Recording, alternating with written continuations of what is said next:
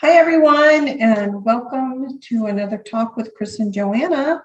Today is Saturday, the 13th of November, and Chris wanted to actually just have a quick conversation with all you guys to just kind of let you see us and him, and that he is obviously still here, although he hasn't been 100%. It's been pretty challenging couple weeks, and that we're doing okay.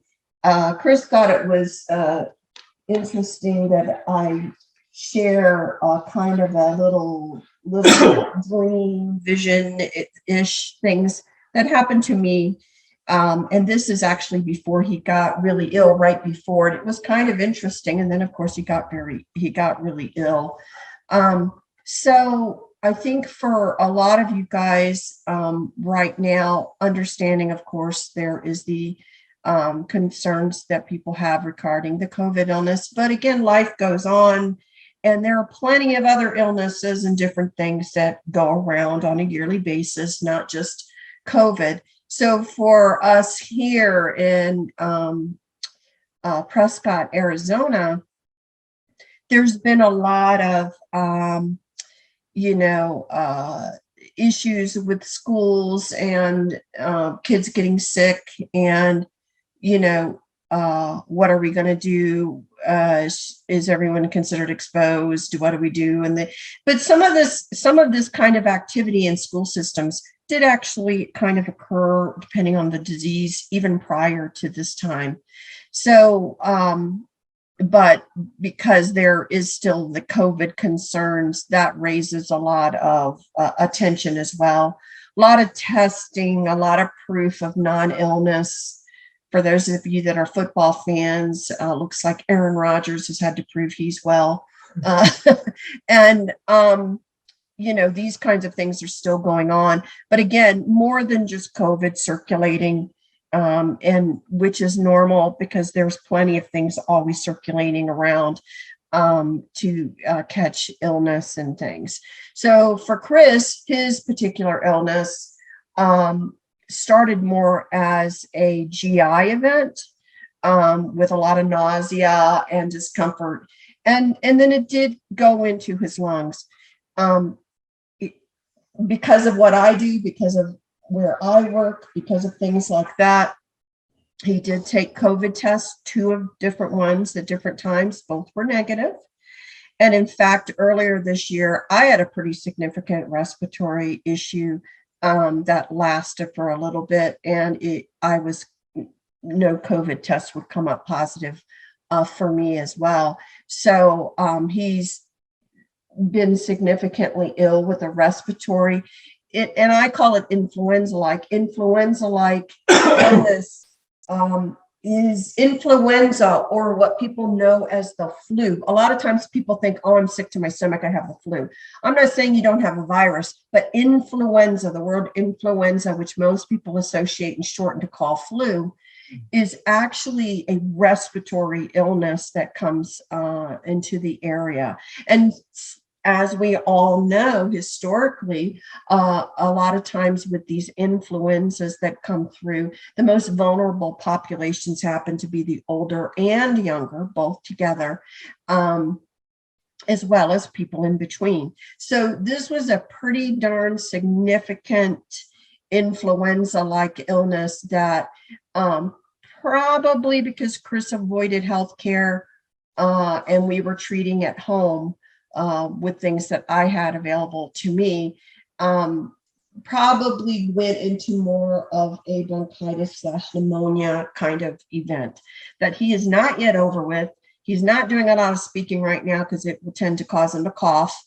And it will probably be, to his chagrin, most illnesses that go into a bronchial/pneumonia type event, it could last up to 6 weeks to really feel like you're not exhausted. So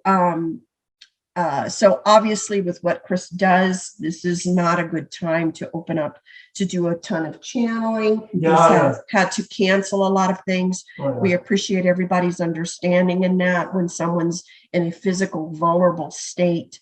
It's not a good time to do that. And it'll just, again, run its course, and then Chris will feel better. The vision sequence that I had was kind of really interesting. And I'm like, I always find it interesting when it seems to be out of the blue and I'm not really thinking of anything. And why did this show up in my head? But basically what the vision sequence was Chris was in another room doing something. I happened to be looking out in the backyard. And you have to think of it more as literally, kind of this dark cloud coming over. And the dark cloud got low, settled onto the ground. Now, in my mind, even in the dream sequence, the thought of nanites, the thought of, something man-made, the thought of all of these things literally did go through my mind in the dream sequence, not afterthought reviewing it. Okay. So all these things. So I watched this stuff, come to the ground. As it hit the ground, it was interesting because it moved. And so it was moving towards me, like with intelligence is the only way I can say that. It was moving towards me. The interesting thing about it, about this dream sequence, is that for some reason I could control it, meaning I could push it away, meaning I could say, no, go over there. No, do not do this. And, but Chris could not. Chris could not command it, control it, do anything. And in fact, what was also interesting is that it would absorb into the ground or absorb into rocks or absorb into whatever it was going to be landing on, absorb into it, so that it kind of just disappeared within it. But I think what was really interesting also about it is that I, literally wanted to show Chris and brought like a rock in that it had absorbed in, and I could make the rock spin. Like the rock was going to do what I said, but Chris did not have the capabilities to do anything like what I was able to do with it.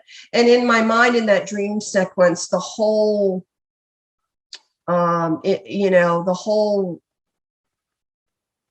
glob, cloud, whatever you want to call it. I don't know why in my mind, what I chose was to move it into water, to like push it down into water, as if water somehow was going to disable it, neutralize it. I don't know why. Now I'm talking after the facts. I naturally did something in a dream that I don't know why I did that, why I chose that. I have no idea. That's on the subconscious level where there's a part of you that just knows how to deal with the issue wherever you're at. And then later on, eventually you find out what the solution was, and it was something very similar to what you were doing. And this storm, like what she was seeing, also preceding that. Sorry if I have to keep doing that.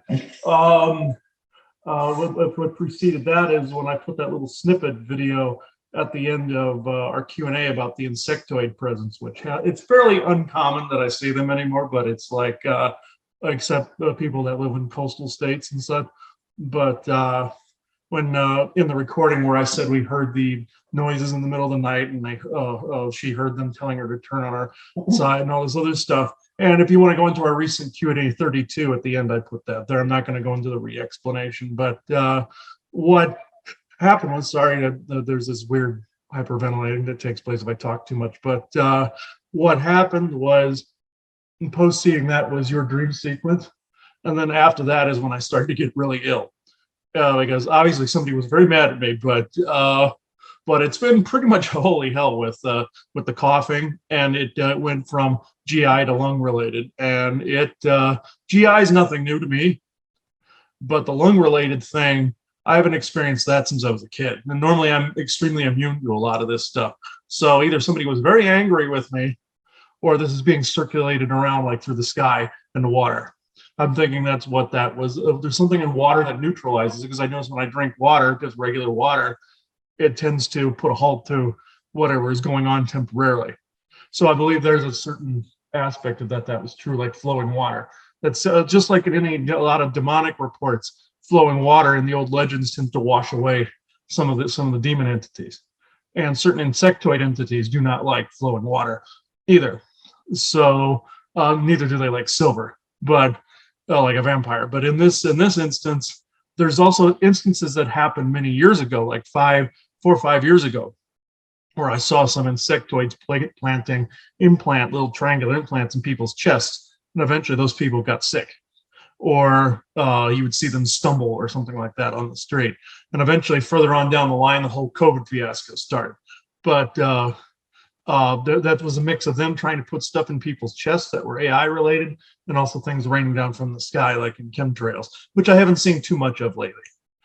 But I'm thinking that that's more hit critical mass at this point, and they wanted to shove as much through as they could.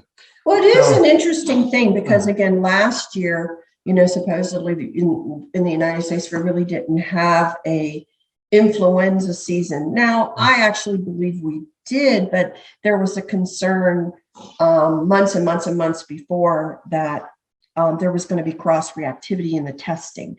So I don't know that we were influenza free last year as much as potential cross contamination. But I do not believe the influenza season was nearly as large as it normally is because of the things that people are doing. Now, I'm not going to point at masks. Masks, the COVID virus is too small. Now, on droplets, things that go in droplets, it actually does provide protection. So again, for many years in other cultures, masks are worn in a high density population if there is a circulating illness going around. I'm not against that.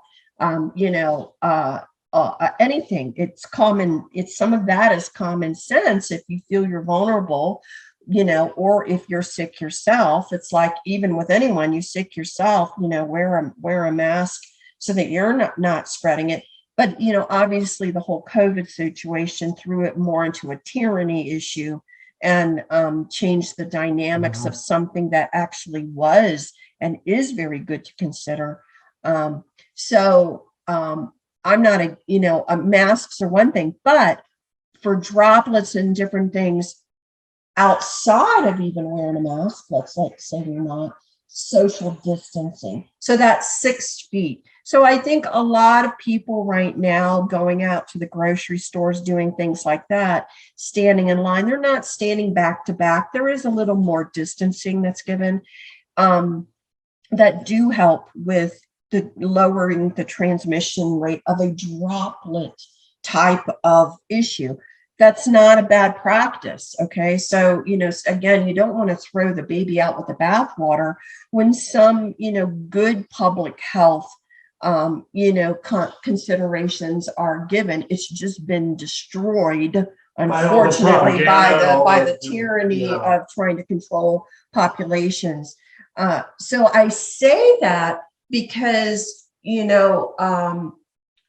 it's interesting if something else is circulating, how is it circulating so easily? And so looking at, all the things that are being done, things that do. So if people are wiping things down more regularly, let's say with Clorox wipes or something like that, they are, if there are droplets going around, killing them. So in general, some of these other illnesses that are typically in a society, people, it wouldn't be unexpected that they're not being as highly transmissible. If they are a droplet situation, which is normally how a regular type of influenza issue is passed. So, but a lot of people are getting sick here. A lot of people are getting sick. And so it begs the question, what are we actually dealing with? Are we dealing with a true droplet situation, or is there something else potentially, going on?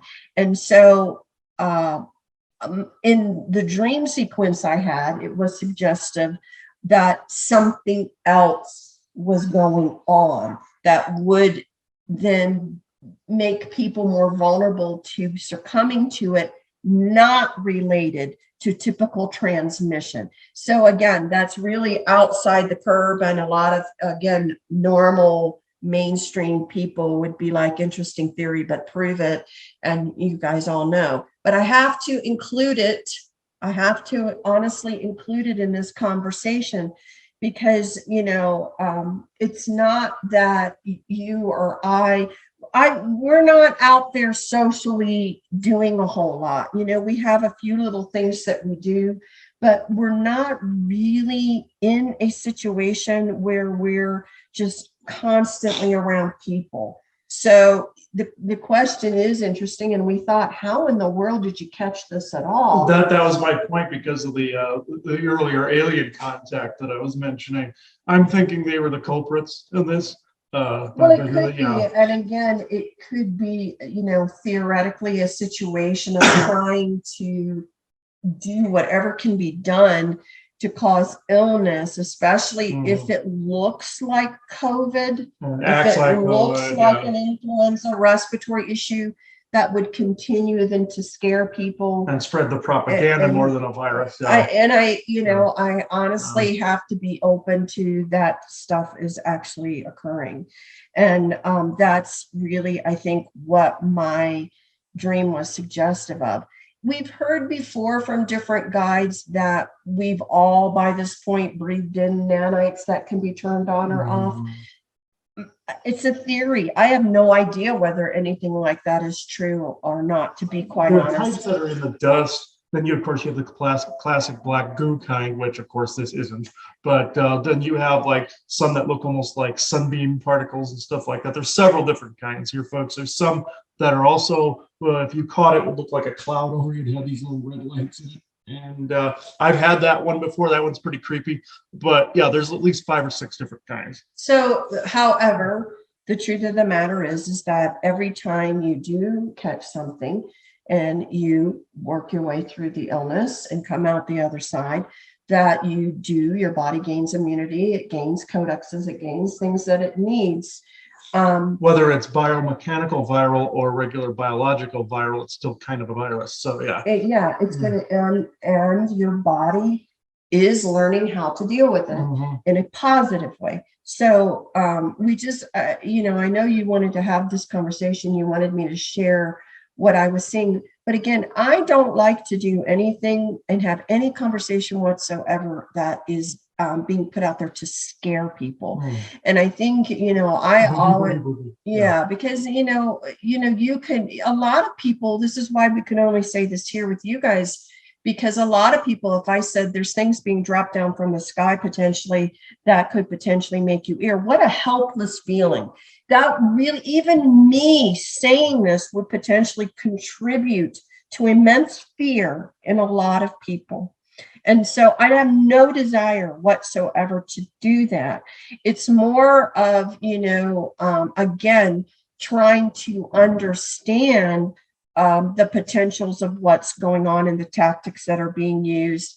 However, obviously, it is not 100% effective. Whatever it is that is being attempted is not 100% effective. If there was a goal to give you an illness that took you out, it didn't work. Yeah. And they're just being an irritant, basically. So I do not wish to try and do anything, and that's why we temper some of our conversations. We want to empower people, and again, this is the time that you would pull out if people, can have friends, they're able to do remote Reiki to try and stabilize, to try and enhance. He does not know this. I looked at his core a lot. I have a lot of insect parts.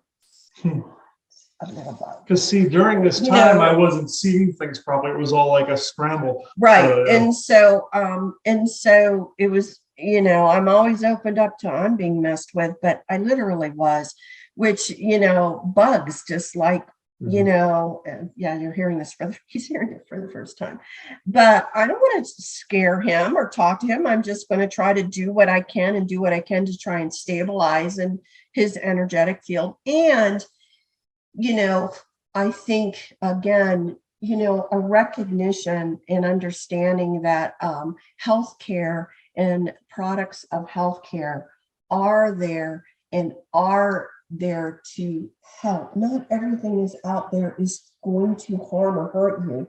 I think you know, again, one of the things that can occur when we have these conversations and we talk about people that are controlled and we talk about things like that, again, we can even be contributing into the fear of people not wanting to now engage in healthcare, thinking everyone's bad, everyone's programmed, everyone's susceptible. That is not a true statement. It's really not. If you happen to be someone who was formerly, and I'm using the word formerly, not currently, who was targeted, you may have had experiences that are going to want to push you away from healthcare. But in all honesty, you needed healthcare. You needed some of the things that healthcare provided to help stabilize. And it's not all bad. I think you have to do what you can again to discern who am I working with as a healthcare professional, and then, you know, put your intention to guiding you to people, into different ones that are that you do feel comfortable with, that you do feel that makes sense, that you do feel genuinely care, because not all healthcare is bad. Now, one of the things that I've seen recently, even in the OR, which I think is great, is some hospitals are allowing nurses, because the nursing has embraced energetic healing, and to be actually able to sit there energetically sending energies to the patient before surgery. This stuff is making its way into regular mainstream, and we want to see it continue. But to say that all healthcare is bad, to say that, you know, I'm never going to go see a doctor, I'm never going to go do this or that, I think, unfortunately, in my humble opinion, then they may have really hooked you, because the negative side of things would love you to never want to go see anyone again. Yes, and also, even though there are negative aliens and such that wander into hospitals and into the healthcare system, right, there's also just as many positive ones that are in there as well. I've run into both sides. I've run into the nasty side and the good side there. They're keeping each other kind of in check, essentially.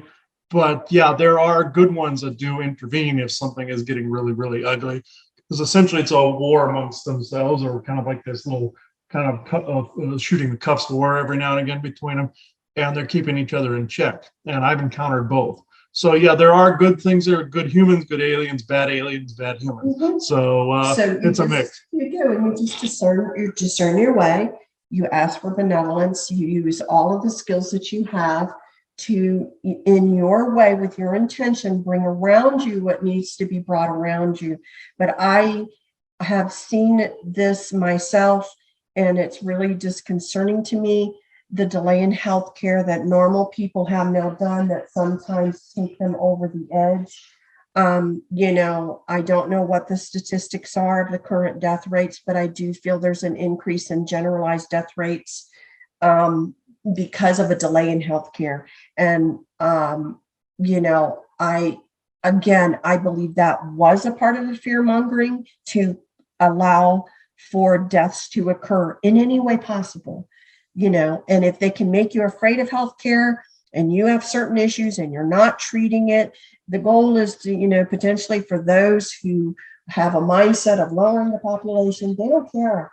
They don't actually care how it occurs. They also don't care that it happens immediately. It can take some time, as long as this agenda is followed. And so please be aware of that and understand that, you know, as you are using your co-creative skills, the goal is to bring around you what you need. And again, healthcare is not all bad. It is the practice of medicine. It is not perfect. But again, there's been a lot of wonderful things done within healthcare. So I have to say and encourage people to please not neglect your healthcare if you need it because you are afraid of running into someone. Use your co-creative skill, bring benevolence around you, ask for benevolent guides around you to help guide you to who really can help. And that's how you should be using your energies, not avoiding it if you actually do need it. I just can't stress that enough because I've seen it so much in society in general right now. So, I'm not sure. And the one last thing that I wanted to bring up is, again, I've always, again, between you and us and the work that we do, and again, we talk more freely in front of you guys than we necessarily do if we're doing something for the YouTube. Mm-hmm. But the truth of the matter is we're always challenging ourselves on how do we bring something across and what do we do. And Chris and I, talk about it in the words that we're using and what do most people think of the words that we use. What does it bring up in the normal people? Now, a lot of people can say in your communication, well, they just need to understand what I'm saying. And I'm like, that's not how communication works.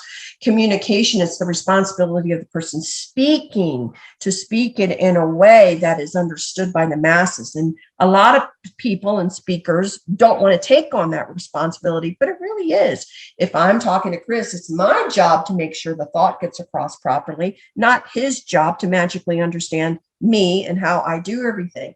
This has been a challenge. This has been, I think, a challenge for a lot of people who are seeing things that other people are not. So, for example, even the conversation of the story that I was talking about earlier about literally seeing this cloud drop, and in my mind, in the dream, I knew it was coming man-made from the skies. Let's say nanites could be involved, all that stuff. I knew Space or something. I knew it in the dream. What ends up happening is that, for a lot of conversation out there, people will say, well, then it's not real. But it, in a sense of causing illness to somebody, it is real.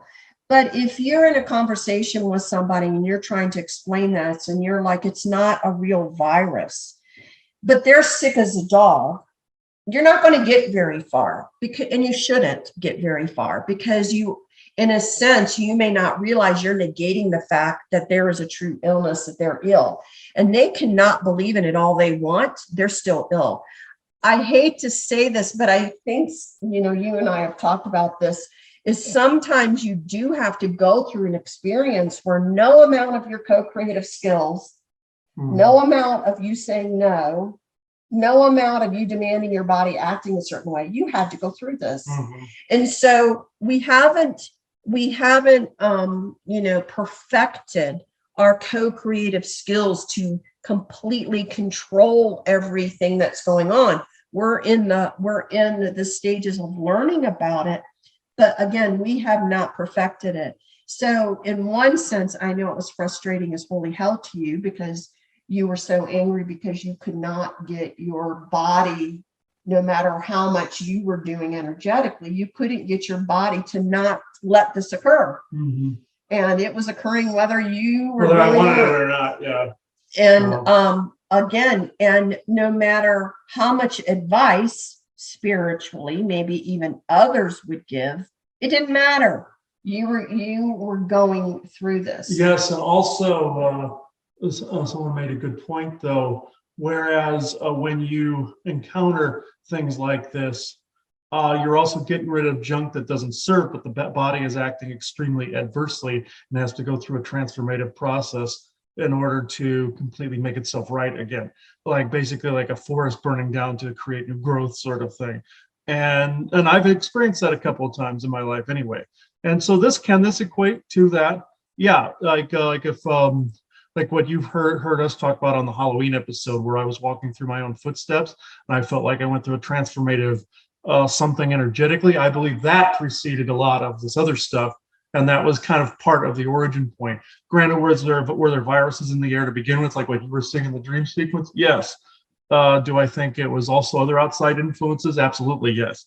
But at the same time, it was all inclusive because it came this big ball of transformation after a while, regardless of who started it.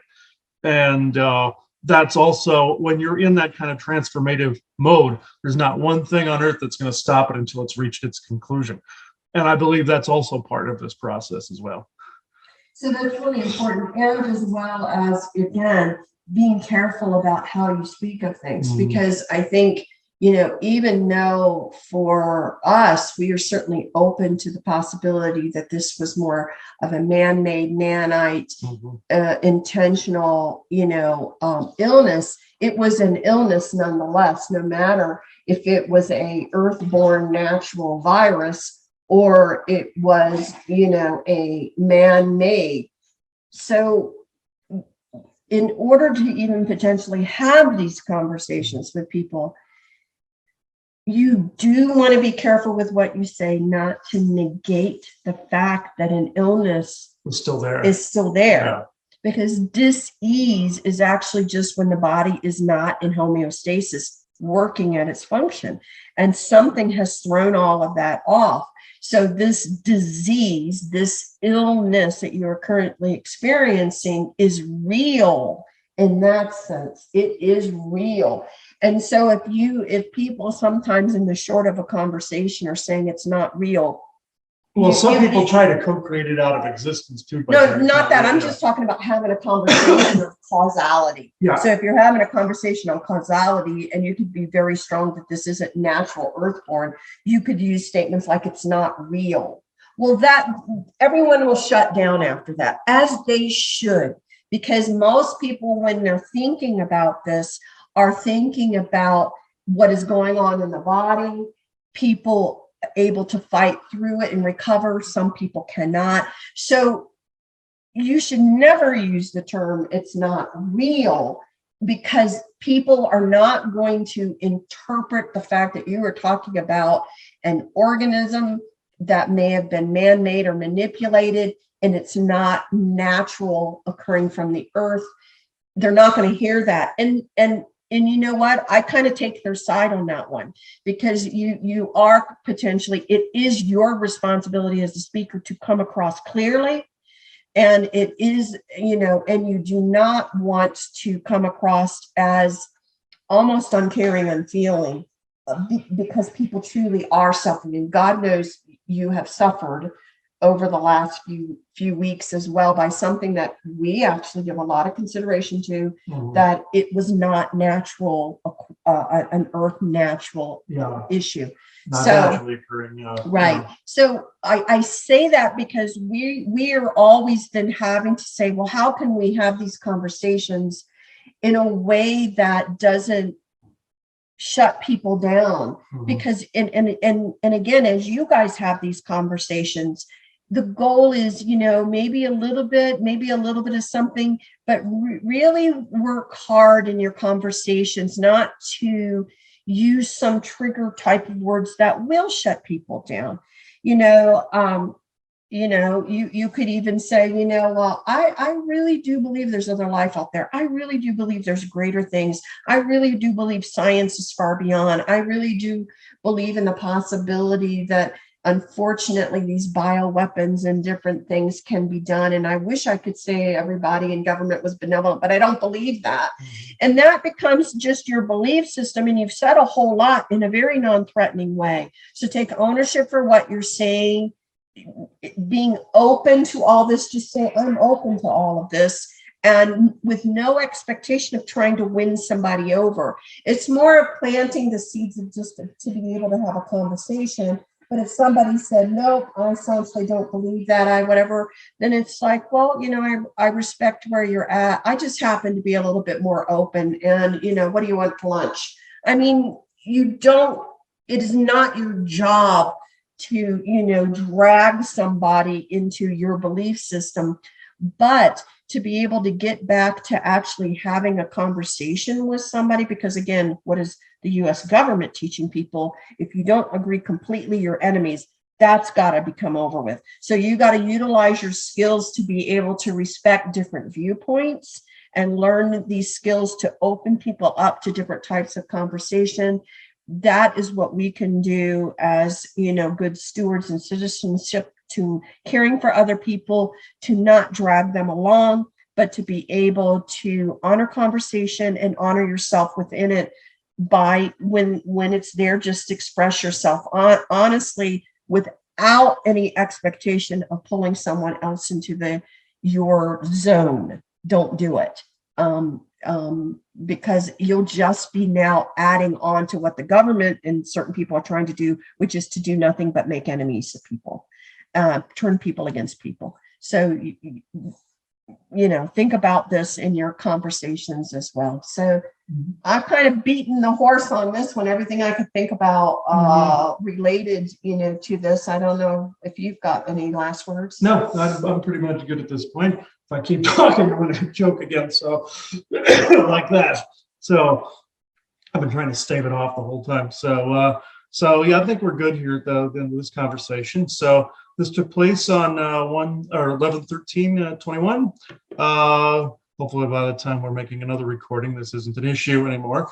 So thank you everybody for listening to this recording with me and Joanna, and subscribing to this Patreon channel or wherever this ends up in subscription form. So thank you everybody. Bye-bye.